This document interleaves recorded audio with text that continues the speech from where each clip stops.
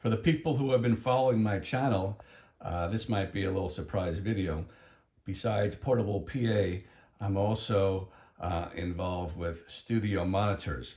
Now, let me say it right off the bat that I don't do mixing. I'm not doing recording. So I'm using studio monitors strictly for music playback. So if you want information for mixing and recording, I'm the wrong person. So you're not going to get much information from me.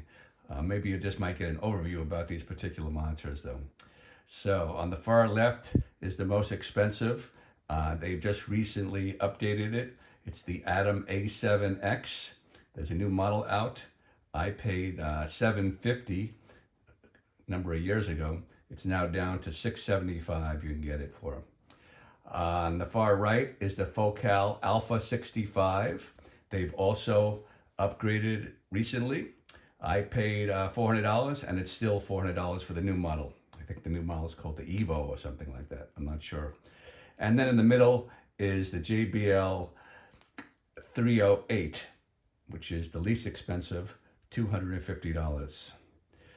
So right away from the front, you can tell some differences. The Atom is front ported, the Alpha is front ported, and the JBL is rear ported.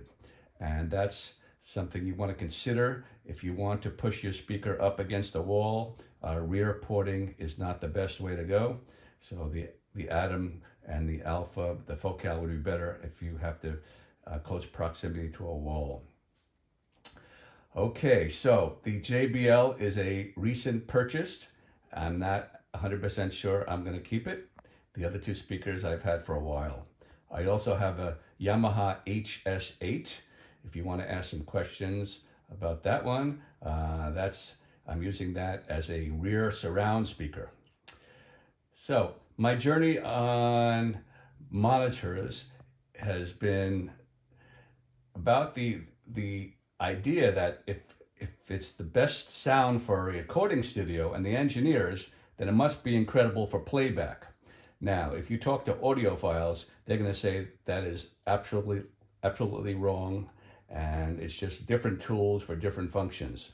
But there is a channel out there called Audio Science Review with a guy named Amir who runs it, and they have quite a few followers who are into using studio monitors for music, and they recommend Genelec. But the downside of studio monitors is you usually have to sit up close, 1 meter, on a tabletop, a computer setup, or a mixing desk. And when you move back, you need larger monitors called midfield monitors. But for my purposes, because I'm not blasting, I listen to music 90 dB and below when I'm trying to listen to quality audiophile music. These speakers get plenty loud. The Atoms go up to 114 dB. Gee, I'm never going to go anywhere near that. So that's a great number. The Focals, considerably less, surprisingly enough, 106 dB, still plenty loud. I'd never go anywhere near the top end. And the least expensive, the JBL 308 is 112 dB, right below the Atom. So that's a pretty good figure, 112 dB. One of the comments online I've read about the JBL is people say they don't go loud enough. But again, I guess it depends on if you're trying to fill a living room with movie sound. I guess they wouldn't work. But for my purposes, I sit back about 3 meters. They're plenty loud. As a matter of fact, I'm playing them nowhere near a maximum. I got them at maybe 3 o'clock. Why did I buy 8-inch? Well, sometimes I don't use a sub. Most of the time I do, but usually the 8-inch compared to the 6 goes louder. So those dBs, I do want the extra headroom, especially when I read about the JBL runs out of steam. So I went for the 8-inch, but I do usually play with a sub. So some of that, a lot of that low end isn't a factor. The question is, and I'm not sure, maybe someone can write in the comments, does an 8-inch have a better mid-range than the 6 or 5? I'm not sure. That's something I need to do a little more research about. But I stuck with the 8-inch on the JBL, but the Focal is a 6.5-inch, and the Atom that's why they call the A7X, it's a 7-inch. And I can't hear a whole bunch more bass. But then again, I'm comparing a $250 speaker to almost a $700 speaker in the Atom. So what have I found so far? And I'm not going to be doing a sound demo.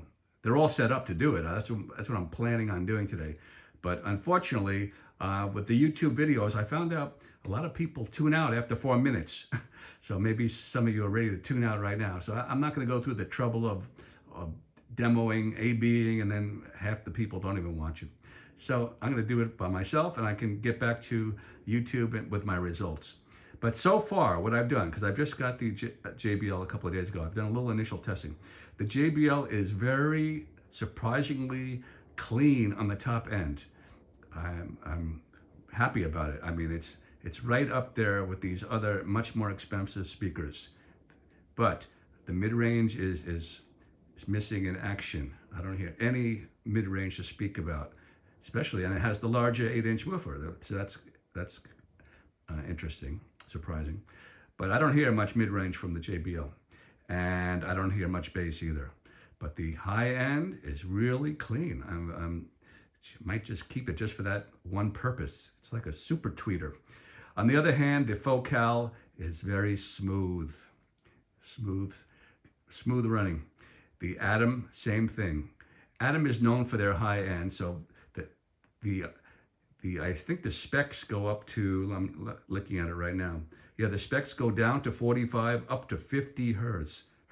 That's an incredible number compared to the JBL goes up to 20, down to 45, and the Focals go up to, excuse me, 22, down to 40.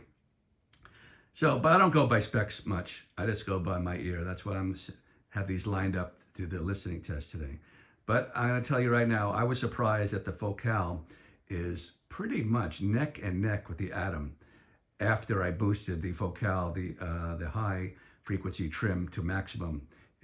I really can't tell much difference, but as I said, I'm going to be doing some more in-depth testing.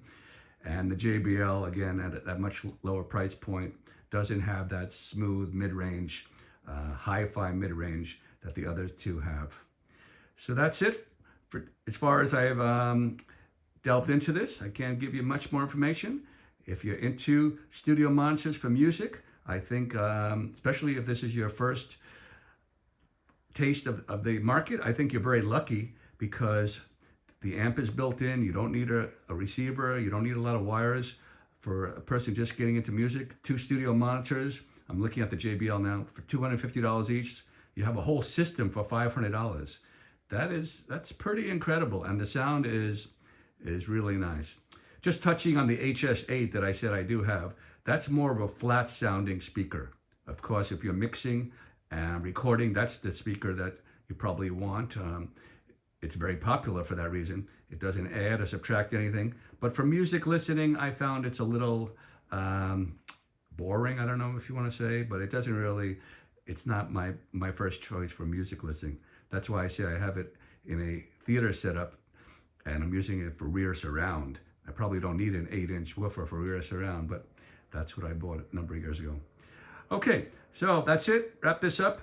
Again, I'm not recording, I'm not mixing, strictly for music listening, and we'll see how it goes. This is Bill. Hope you enjoyed. Later. I want to mention one of the criticisms that many people had about the JBL is the fact they claim that it had audible hiss. Now, some of those comments were from a number of years ago because the JBL has been out for a while, and I don't hear anything. It's dead silent. So maybe they've addressed that, but that's definitely not a factor on the new ones. So you got to be careful what you read on reviews because some of those reviews are pretty old and the engineers have addressed some of those issues. Getting back to the Atom, it has something called a folded ribbon tweeter. That's why it goes up so high, and it has very clean highs. Some people don't like it. Some people find that harsh and annoying for long listening tests. I personally like very clean high end. The Atom also has an advantage. If you look at the bottom there, it has a gain control right on the front. So that's an advantage if you're at a mixing desk instead of reaching behind the speaker like you have to do on the other two, you can just reach over and you can adjust the gain, which is kind of nice. And it also has your on-off switch right up front that the others have in the rear. But personally, I use an interface or a mixer with these speakers, so I really don't mess with the gain on the speaker once I set it. As far as the power on and off, maybe that the front power in the front does make a difference. One of the things I want to mention is the speakers so let's take a look at the Focal at the lowest dB rating, 106 dB. Going back to my portable PA speakers, the Bose S1 Pro goes up to 103 dB. And this goes up to 106. So that was kind of surprising that this speaker is actually louder than a portable PA speaker. Like I mentioned, plenty loud as far as volume. Another thing I want to mention is some of the PA speakers I've used, and I still use, like Bose, they're really very smooth in the mid-range, but on the high end, it's kind of rolled off. So when you add any of these speakers, but I'm especially thinking of the JBL, and I haven't tried it, I haven't matched this up with Bose, but you add this studio monitor to a speaker like Bose, and you can really be amazed, I believe, at the clarity that you add to it. So you add a $250 speaker to, I'm thinking of my Bose Pro 32, which is $3,300. You're going to make a big difference. Now, the problem is it doesn't have a pole mount, so you have to either put it on the floor, which looks kind of funky, or you have to put it on a monitor stand, which I wouldn't personally use in a live situation. I'd be too afraid it could be knocked over. But if you're just listening to tracks at home, yeah, a monitor stand could work, and you use something like this inexpensive $250 speaker, and you can make Bose considerably better. Yamaha is also very smooth and it doesn't have a mid-range. So if you're running Yamaha tops, you can also use something like this. When I tested the HS8 compared to my portable PA, I have the eVerse 8. I was surprised that the HS8 wasn't really much better than my portable PA. That was surprising. You would think a studio monitor would have better sound than any portable PA, but that wasn't the case. Now, when you get to the Focal and the Atom, now it's a huge difference. Now you add something like this to the portable PA. Now the portable PA kind of sounds muffled or recessed, or like I like to say, someone threw a blanket over it. These just have that incredible, clean mid-range, smooth mid-range, and then it has beautiful high end. So that's, if you want to try to mix and match like I do, I can give you some more suggestions if you ask questions down below. Obviously, there's a size difference. If you are planning to use these as computer speakers or on a desktop, I wouldn't probably go with the 8-inch. It just looks a little too much. The 6-inch, 6.5, 7-inch speakers are very popular. Of course, they even make 5-inch speakers, but personally, I think that's too small. This is kind of the sweet spot, 6.5, 7-inch. And I also want to mention the weight. All of these speakers are 20 pounds or less, so that's nice for me because I move my equipment around, portable. But again, this is nothing I would ever take outdoors. Definitely not as far as my purposes. I'm just using these, matching them up with systems indoors. Okay, this time I'm wrapping it up for real. Did a little more research. The Atom, the model that replaced this, is now $799. Did anybody get fooled? Anybody think it's less than $800? Anyway, it's gone up. I bought it for $750. It's now $800. The Focal is still $400. Great deal. Here is our Yamaha HS8. That has gone down to $300 right now. So that's only $50 more than the JBL. And again, since I've done a little more sound testing, I am very, very impressed with the JBL. That unique high end. I'm going to say it compares equally to a $1,000 PA speaker that I just bought recently. And if you want to go back to a video and see that, So the fact that it's equals that is just kind of amazing. Okay, the Yamaha is the least power. If you're looking for max headroom, that maxes out at 100 dB. So it's still plenty loud, but that's just a stat I found. And that's about it.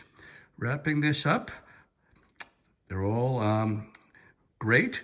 The Focal, I would say, is the bargain here. For $400, you can get two of them compared to one of the new Atoms. And I really don't think the Atoms are twice as good. Some people, again, for mixing, recording maybe, but not for listening back. Okay, this is Bill. Hope you enjoyed this video. Next time.